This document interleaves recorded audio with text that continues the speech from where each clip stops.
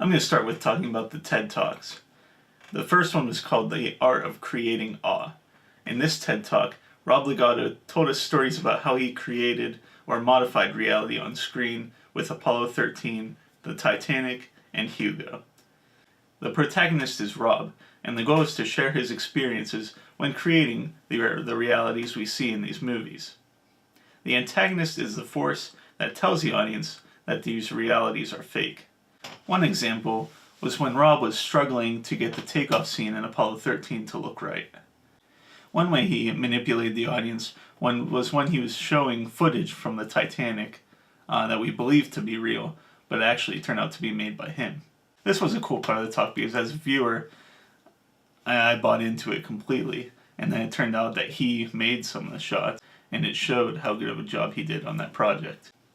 Each movie that he made was a success, so I'd say he definitely made his goal. The second title was The Greatest TED Talk Ever Sold. Morgan Spurlock talks about how he convinced sponsors to fund a film about film sponsorship and product placement. The protagonist is Morgan, and his goal is to publicly discuss transparency in the media, product placement, and in the film. The antagonists in the story are companies that try to hide their intentions or say one thing in public and then do something completely different.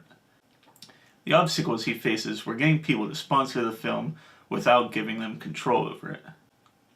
One thing he did during this was he told the audiences about his obstacles, which really made us feel like we were part of that journey and gave us an idea of what it was like to do this. He ended up successfully making the movie, so he reached his goal. Next we'll talk about the documentary Super Size Me. Morgan Spurlock again conducts experiments using himself to see how unhealthy food from McDonald's really is.